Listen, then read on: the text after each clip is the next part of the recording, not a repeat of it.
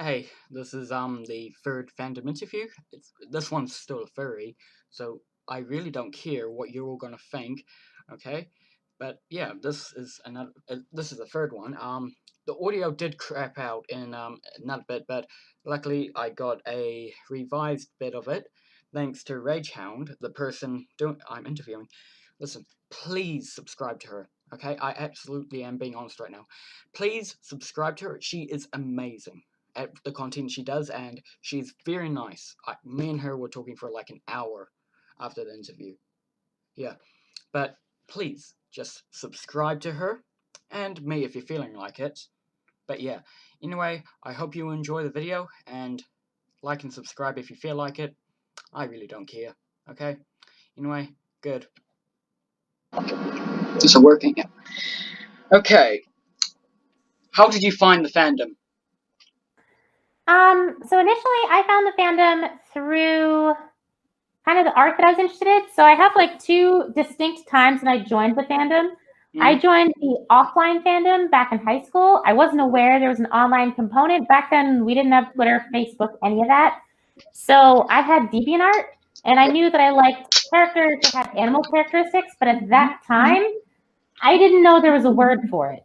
Oh. So I was drawing characters that were inherently furry, but I didn't know that's what it was called. It wasn't until probably 2013 when my costume maker for all the raves I go to noticed that all of my characters had some animal feature to them Okay. and came out and asked, like, so are you a furry? And I was like, I don't know what that is. And they kind of showed me fur affinity, showed me art. They showed me art that they had drawn in the past when they were more active in the community. And it was just that weird moment of, oh, there's a word for that. Yeah, I guess so. I didn't know there was an actual word for it, but yeah. And they introduced me to fur affinity, Twitter, and they're actually part of the reason why I started doing YouTube and got a fursuit because they actually unintentionally designed this character. They didn't even realize it until after I said, hey, I really like this rave outfit. I actually want to expand on it. And we worked together and created Cupcake. Okay. That is. Let me just say that is the most chilled out way someone's ever found the fandom that I've interviewed so far. So, what were your Yeah. first? Okay. Oh wait, what were you gonna say then? I was like, yeah, I don't have the typical into the fandom kind of experience because I came more from the anime side. So I knew that anime cons were a thing, but I literally didn't know that furry cons were a thing probably till 2013 when Doryu told me to go to MFF. Like that's when I found out about it. I'm like, oh, I didn't know this was so big a thing I could meet other people. Okay. Nice. So, what were your first thoughts on the furry fandom? Um, I was one of the few people who didn't have a negative opinion. I didn't know what it was. And my first introduction to any kind of media from the fandom was YouTube, which is very, very different than most of my peers that I've heard of. They've either seen like suits or they've gone to cons, they've seen furries at anime conventions. I didn't have any of that. I went onto YouTube and I discovered Taylor and Telephone. Those are my two first people I saw.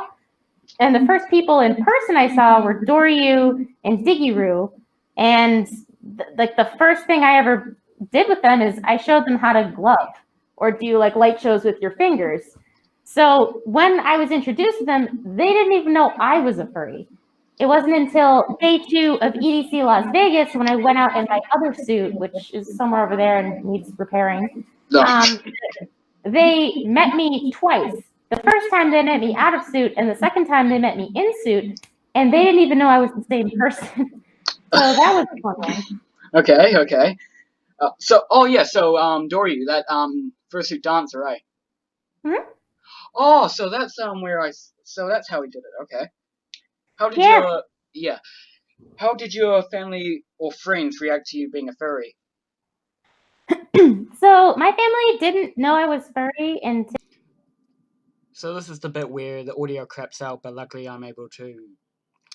she was able to re-audio it or just voice over what it was. But here's the thing: I'm too lazy to put a image here, so you're just gonna hear a black screen and what she's saying because, well, I really don't care. Fight me if you have a problem. So I hadn't actually told my family or friends about being furry until I think this past Valentine's Day.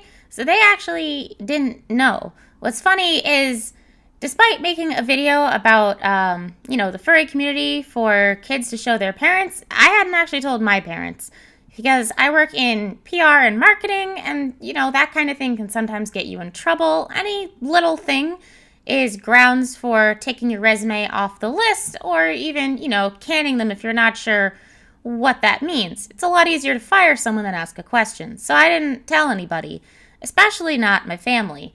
And, it took a while, but I eventually did tell my mom this past Valentine's Day. Other members of my family still don't know. But it was funny because her reaction was less of a, oh no, and more of, oh yeah, we could have guessed that. I mean, one thing she told me was in kindergarten, I apparently stood on a table and was running around roaring because I thought I was Simba. And that was my first ever attempting to be an anthro character. And as time went on, I guess I never really let go of that. So, I would draw characters and I never really thought much of it. But my mom didn't really react. If anything, she was just kind of like, oh, okay. What else is new? Didn't really have much of an effect and didn't really upset her that much. It was kind of one of those, oh, yeah, we could have guessed that moments. And, it's not that my parents haven't seen my furry stuff. They just didn't know that's what it was. My parents thought that my suits were cosplays for anime conventions. They thought they were pre existing characters, like a Disney character or a video game character. It wasn't until Valentine's Day my mom realized I designed Cupcake and she was my character. And to be honest, I don't think she fully gets it still, but she's been pretty open and accepting otherwise. I mean, it's been a little bit easier explaining where, some of these stream donations are coming from and coming through as ragehound. Now she kind of knows what that means. Sort of. Not entirely, but she doesn't particularly mind or care. Anyway, what is your sexuality? So I identify as pansexual or bisexual, depending on who you ask. Some people prefer one term over the other. I give less of a crap. I like personality. Gender to me is just kind of irrelevant. I kind of jive with everybody. So I like your personality and I find you attractive, whether you be a guy, a girl, or you don't assign yourself to either one of those categories. I'm probably going to find you attractive. So I just don't really look at gender like that anymore. Like when I was younger, I definitely leaned more straight because I didn't have a lot of experience. But after a while, I just kind of realized that gender had absolutely nothing to do with how I got attracted to people. And I've had plenty of girlfriends and boyfriends that have been great. Okay. So this one might be a bit of the same one, but why did you want to become a furry? I think for me it was less become a furry and more realize that I was furry. I kind of was already drawing stuff, and some of the earliest things that got me interested were film, games, anime, a lot of anime. And I can really distinctly remember watching Balto as being one of the first times. I was just like, oh, it'd be so cool if I could insert myself into that story and have my own wolf character, but I didn't really think much of it. And then, I came from the Disney generation where Disney was just pumping out anthropomorphic characters for everything. So it was very hard not to want to put yourself in those stories. And I thought I grew out of it, but it wasn't until I realized, in high school, I was still drawing characters like that. I played Star Fox, I played Sly Cooper, and I realized I was still really enjoying having those animal protagonists. So I just kind of slid right in and was like, all right, I kind of want to be a part of this community now. And I'd already created a character based off of a personal piece that I had raved in that felt like me. So it was just a natural progression of, okay, let's go from ears and a tail and a beaded mask to an actual fursuit. Okay. So what is your persona?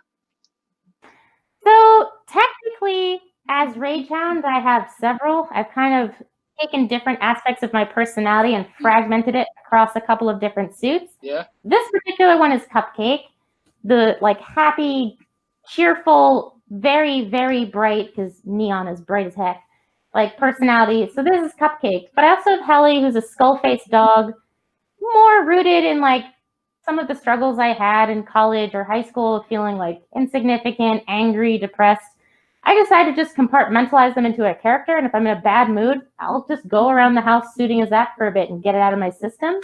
I also have another suit coming fairly soon that is kind of just, an airhead, a complete idiot. Because I'll be honest, sometimes I feel like a complete idiot, and sometimes being able to just be that goofy bimbo for a few hours is kind of nice. And then the other one I just haven't used much. She just kind of sits on the shelf. Okay. Mhm. Furry hate. What's the most amount of furry hate, or just furry hate in general? Have you experienced it? Yes, I definitely have. It's usually the YouTube comments. That's the most common one. Um, People making assumptions about why I'm wearing the suit or what I look like under the suit. Because, as you know, I don't show my face because for my job or the job I'm trying to get right now in this industry, any little thing that can be used against you will. So I just don't feel like I should put it out there just to be safe. But I've definitely seen some comments like, oh, you disgusting person, like, oh, you must like to get with animals, or oh, you must have mental problems, or I bet you're really ugly under that head and that's why you hide under it. It's just dumb. Honestly, I got bullied in high school like everybody else, so I just don't really pay it any mind. The only ones that hurt were from close friends that rather than going, okay, that's weird, you do you, I'll do me, also made those comments. One of my best friends, I actually lost the friend when I came out because they automatically assumed it was like a gross, disgusting sexual thing, which, I'm sure that exists, but that wasn't what it was for me. So having them make that assumption and be really nasty about it, that's probably the worst I've ever gotten. Okay, oh damn, my phone just logged out. Oh, that's okay. Okay, so, how long have you been in the fandom again? Technically, the offline since 2006, the online since 2013. Okay.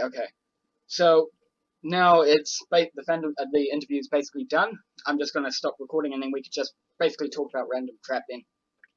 Yeah, sure. Anyway, that's the video. I hope you liked it. And I'm just gonna say this again. Please subscribe to her channel, okay? How? Just subscribe to everyone I've collabed with, and that is... Okay, it's just Fox Films, Verplex, and her. Please subscribe to all of them. I forgot to say that in Verplex's and Fox's as well. But anyway, subscribe to ragehound. It's important. Just please subscribe. She is amazing at what she does, okay? Please. Thank you.